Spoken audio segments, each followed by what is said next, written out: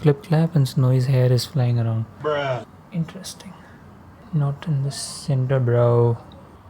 Child is actually nice. Let's continue this. No, notion. Good evening, welcome back to In the Khud. This is September 23rd, 2022, 8:50 p.m. and today's day was again continuing the trend of the entire day just doing the full-time job work, and as I mentioned yesterday, it's gonna be the Tada video that we're working on. A humongous task, but I was expected to give a first rough cut today. It's almost a 3-minute entire animation. So I just put the things together with the camera movements and everything, and just even if it wasn't for just giving the first cut, I think this is a much better approach. The entire jungle from trees approach. Just putting the A to Z of the video together and then going about detailing and adding character animations and whatnot to enhance it and make it look better. 6:45 I woke up after a lot of struggle. 5:30, 6:15, 6:30, 6:45. It was almost like cannot get up. There's so much of headache. I don't know why. But then damage control post, that was amazing because Snowy process happened. Then in the morning schedule, because it was already late by the time I ate my oatmeal, I went to sleep for an hour or so I think at 9:30. Then 11 o'clock I resumed again. Started with storyboarding in Illustrator for camera movement and transitions, etc. Throughout the day I was working on that only, but one thing that really stood out to me through the day was I figured how to make a 2D logo 3D inside After Effects. There are two ways you can do it. You can either do it using this classic 3D renderer, which is where you take one layer and you duplicate it many times in that pre-composition, and then it starts to look like a 3D layer with the Z position pushed behind with an expression like index or anything. The more effective other way I feel is to use the c4d renderer inside After Effects. So I'm going to quickly show you how I did that. It's going to make a new composition here, 920 1080. It's 5 frames long. And let's just add any logo here. Now I don't know if I can just use any logo like that. How about we add Blender? Yeah, that's nice for contrast. Okay, so this is the logo here. Let's say I just make it 30 scale. Okay, I think black is fine. Yep. Now this is in the center.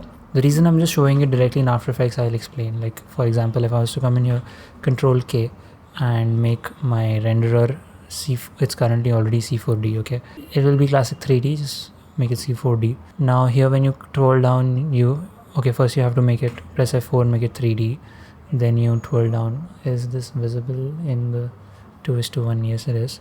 So inside you get geometry options and you get material options. Now the problem here is you're not getting depth or extrusion, you're just getting curvature. Like you can curve it, like bend it in just this very weird way and just the segments or anything, but this doesn't make sense, right? The reason for that is you want to have the logo as a shape inside of After Effects, and then you can use c4d. I'll quickly show you the classic 3d method first, because that is an easier method, and for that you don't need shapes inside After Effects, but it has certain limitations to it which I will show. So let's say this is a comp for classic 3d. I'm going to duplicate this. I call it c4d. So this is for classic 3d. Here I'll do the c4d thing. Okay, so here the render is classic 3d. Okay, now the way we do that is, let's say I just pre-compose this as logo. Now you're gonna open up position, right click and separate, pressing S. Now on Z I'm gonna alt stopwatch and add an expression of index. Okay, numpad enter. Now we're gonna just duplicate this a bunch of times to see what is happening. You're gonna switch from active camera to custom view 1. So now you'll see this is gonna go behind as I duplicate these, just duplicating behind.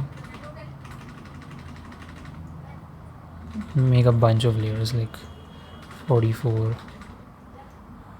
about 60 layers. Okay, now I'll go back to my active camera and I'll take the orbit tool from the top, rotation tool, camera tool, okay, orbit tool. So now if you rotate this, you see that this is actually, the thing that you see here is not actually a 3D object that you're moving around. It's kind of like a lot of 2D posters when you bunch them together and it looks like 3D. That's what this is. And the limitation here is you cannot do things like, how do you reset this? I don't know, view, reset default camera. Select all of these, Control Shift C, logo inside. Okay, I'm just gonna press this button here, which makes it. Now you can just come in here and if this is 3D, you could rotate this Okay, you could give it a Y orientation. Let's say I just put some random keyframes after 2 seconds for orientation and Shift P for position. I'm gonna come behind and bring it out so it's coming into the screen. This is also one disadvantage. See the time that's taking to load because there are so many layers stacked inside this pre-comp. One thing I also want to adjust is maybe orient and Y to like 90 degrees and just take this keyframe at the beginning. So we'll have this very classic sort of animation here. It's taking forever. Preview is at quarter. I'm going to take the resolution here down also to third.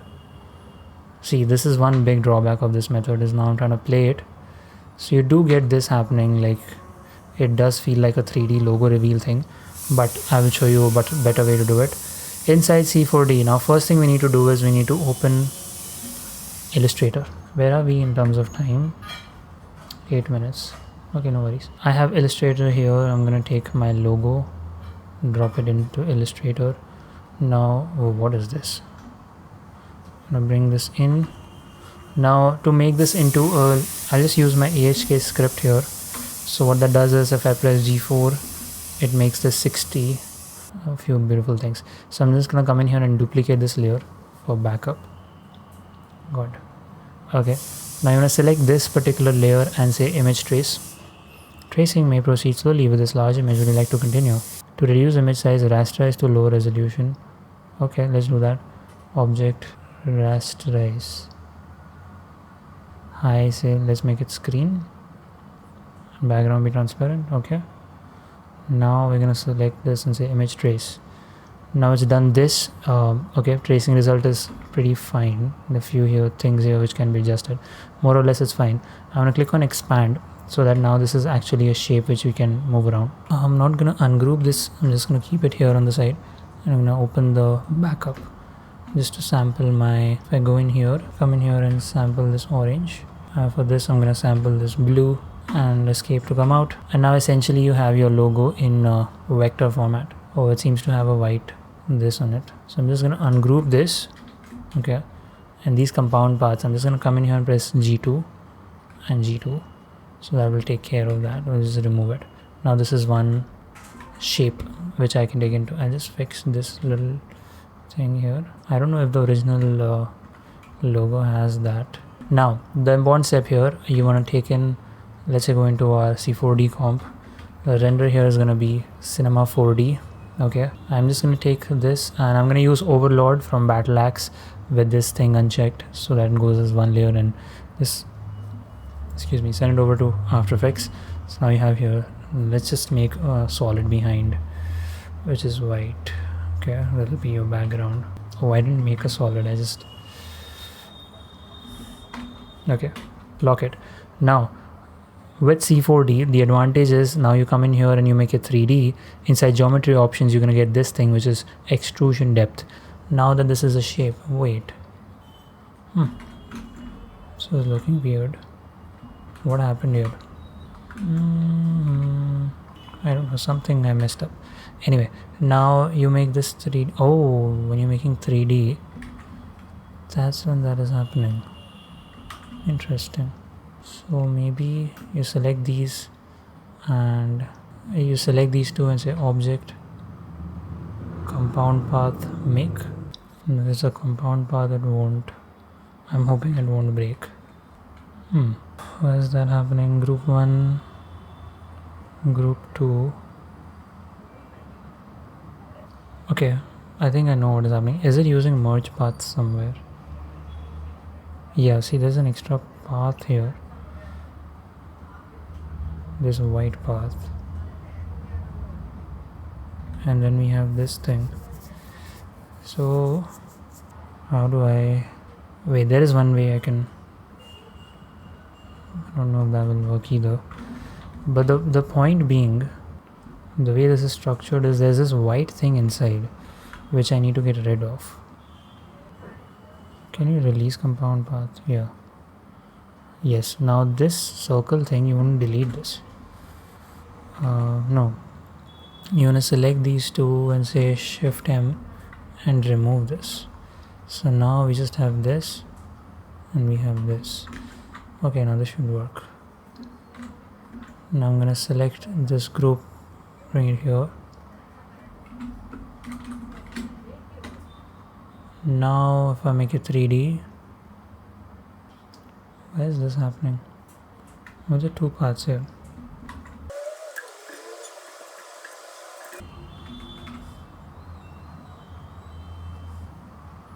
How about I make this white?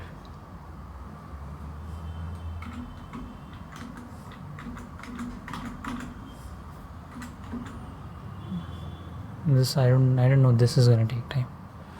Send it here. Okay, yeah, finally worked. However it works, it works. Okay, now make it 3D. Yeah, the most interesting thing, I'm just gonna go from active camera to custom view 1 here, and when you twirl down you get geometry options and extrusion depth. Let's just make it thick, so 40 dB, and I'm gonna try and do the same kind of animation here. Let's hit somewhere here, like this, open R and give it a Y rotation. Select this, shift P, back. I'm gonna bring it towards this camera, and as it's coming in, I'm coming from 90 degrees Y rotation, so we have this kind of revealing logo. Now the advantage of doing it this way, which I wanted to mention, is let's say I go from active camera to custom view 1. A lot of things you can do here, as in you can come in here, you can have everything in a single group. That's important. Okay, so Control G, and now you can come in here and add a fill to the side. Let's say I add a color, and now I want to have a different color behind, so I'm going to take the orange from the Blender logo and just make it a little darker. So now what you essentially have is something like this. So dark logo coming in like this and then goes in here. So there are two things here. One is definitely with this kind of a 3D object, it's actually a 3D object with a c4d renderer.